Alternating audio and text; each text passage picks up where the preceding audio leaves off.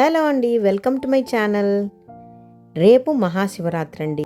మరి ముందు రోజు రాత్రి మనకు మీల్ ప్రిపరేషన్స్, ప్రసాదం ప్రిపరేషన్స్ ఉంటాయి కదా. దానికి గాను నేను 3 రకాల పప్పులు అంటే శనగలు, బఠానీలు, వేరుశెనగ గింజల్ని నానబెడుతున్నాను. అలాగే వడల కోసం ఉద్దిపప్పును కూడా నానబెట్టానండి.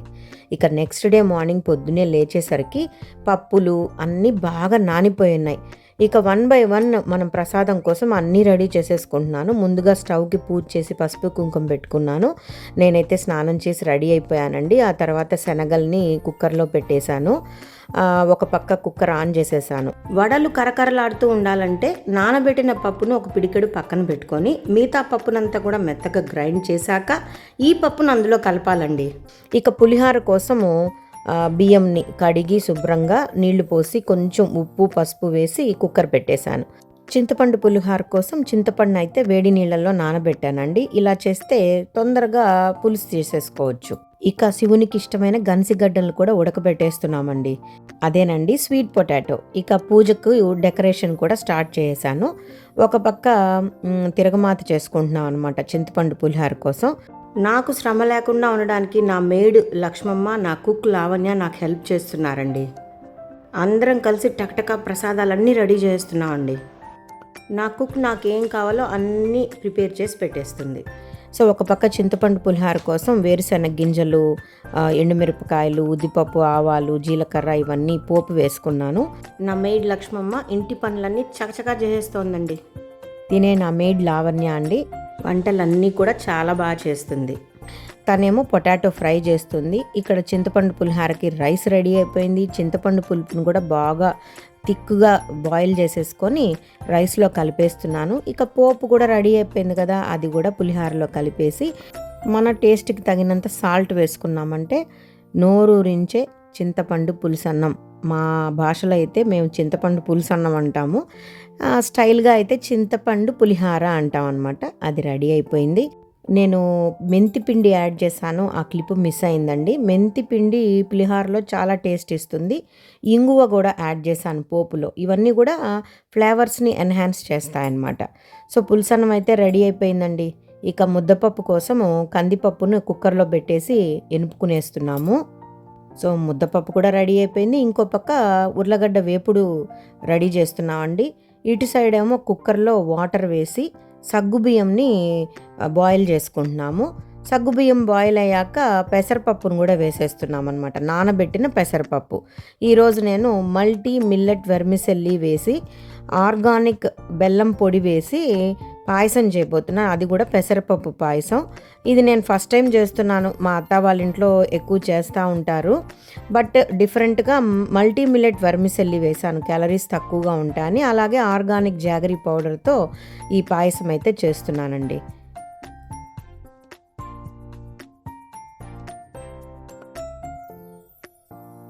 పప్పు, సేమియా, సగ్గుబియ్యం అంతా ఉడికిపోయింది. ఇప్పుడు వేయించిన జీడిపప్పు, ద్రాక్షను కూడా వేసేసాను. పాయసం రెడీ.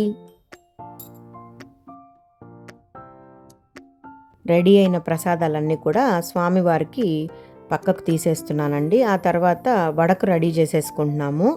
వడలైతే లావణ్య అంటే నా కుక్కి పెద్దగా రాదు తట్టడము, అందుకని తనకు నేర్పిస్తూ చెప్తున్నానమాట. వడపిండి ఇలా వేసుకుంటే వడలు చక్కగా వస్తాయి, విడిపోకుండా షేప్లెస్గా కాకుండా మంచి షేప్తో వస్తాయని తనకి నేర్పిస్తూ వడలు వేస్తున్నాను.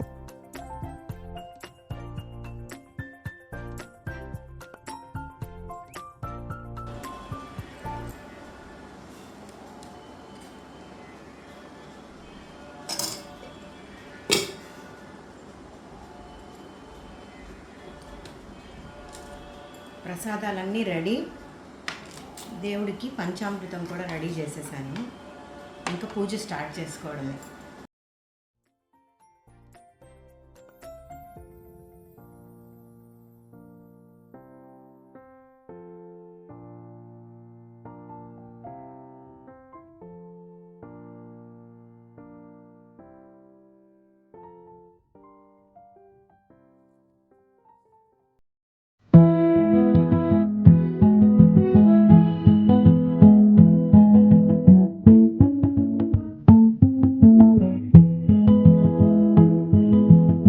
పూజ గది చక్కగా అలంకరించుకున్నాము.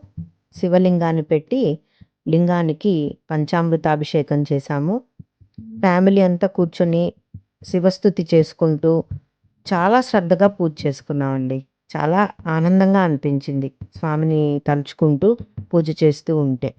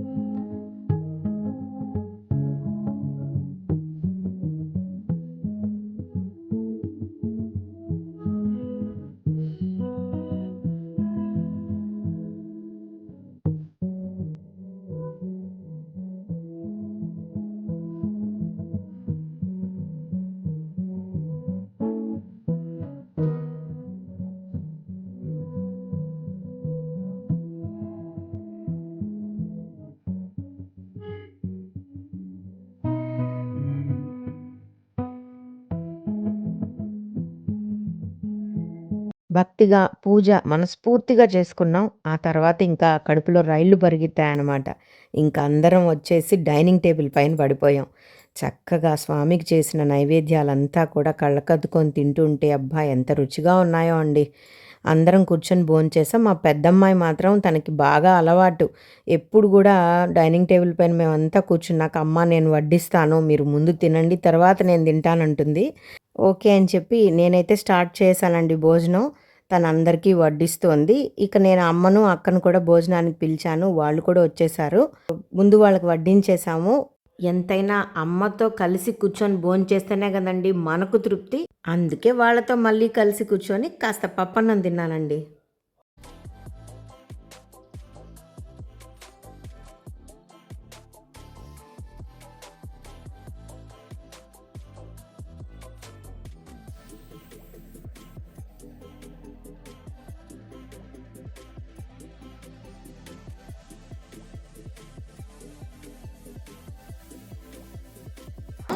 ఇప్పుడు మనం తిన్న ఆకులో పాయసం ఫైనల్గా తింటే ఆ టేస్టే వేరు.